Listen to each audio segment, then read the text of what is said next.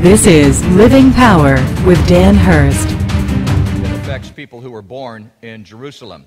In a 6-3 decision, the U.S. Supreme Court struck down part of a federal statute on Monday that allowed Americans born in Jerusalem to record their passport as Israel as their place of birth. For the last 60 years, U.S. policy has been to recognize no state having sovereignty over Jerusalem. And so there was a statute that was enacted a little while ago that allowed for that. So if somebody, an American citizen, was born in Jerusalem, they would have on their passport, born in Jerusalem, Israel. And so that was challenged because a number of people in our country and in our government don't want to recognize Jerusalem as the capital of Israel. As a matter of fact, the United States doesn't even have an embassy in Jerusalem. Our embassy is in Tel Aviv. And we will not put an embassy in Jerusalem because we won't recognize, as a country, we're not recognizing Jerusalem as the capital. Now, Jerusalem is the capital of Israel. Israel says it's our capital. That's where they have their Knesset. That's where all the government offices are. That's where the prime minister works out of. I mean, that's where the president, it is the capital of Israel. But we won't recognize that because we don't want to offend anybody else who wants to lay claim to Jerusalem. For example, the Palestinians. And so the United States has had this policy that we're not going to acknowledge that.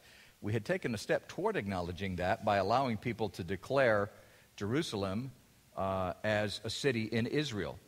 But to have a Supreme Court that says to completely deny that Jerusalem belongs to Israel is an interesting step in what's happening in the world today, and certainly happening in America. So our Supreme Court has decided that Jerusalem is not in Israel. And so therefore, we're not going to let people put Jerusalem, Israel, on their passport as being their place of birth. Justice Anthony Kennedy, in his opinion, held that the president has exclusive power to grant formal recognition to a foreign sovereign. So in other words, it's just entirely up to the president what the president wants to do about that, which is, they'll say that, but then, the next president comes along and tries to do that, somebody will invoke, well, that's the law that we've had and we can't acknowledge it. So it's a very slippery slope and a very dangerous one, and certainly affects our relationship with Israel. Another news story that happened this week, Palestinian poll shows some discontent going on with Hamas and Gaza. In a Palestinian poll that was released on Tuesday, the Palestinian Center for Policy and Survey Research found out that 63% of people in Gaza are dissatisfied with the achievements compared to human and material losses in the Gaza war. And a lot of them are really dissatisfied with Gaza, and it's 80% of young people. 80% of young people have just said, we want out. We want out of Gaza. We don't want it anymore.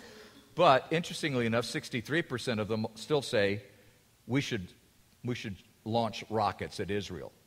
So there was still this intense hatred for Israel, but recognizing that Gaza is just a wasteland and that Hamas is really kind of responsible for that.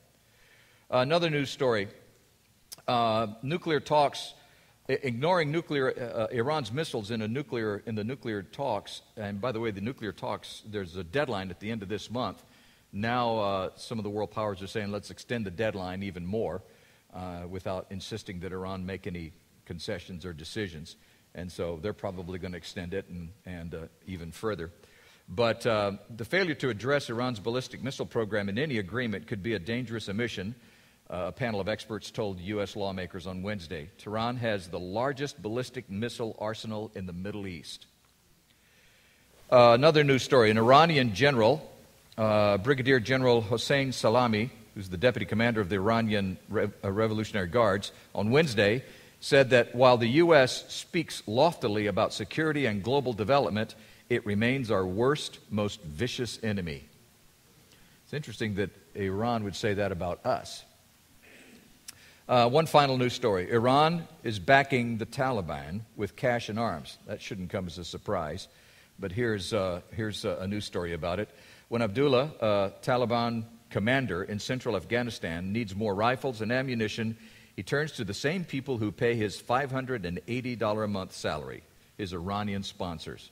Iran supplies us with whatever we need, he said, Afghan and Western officials say Tehran has quietly increased its supply of weapons, ammunition, and funding to the Taliban and is now recruiting and training their fighters. So things are just heating up and getting worse and worse and worse.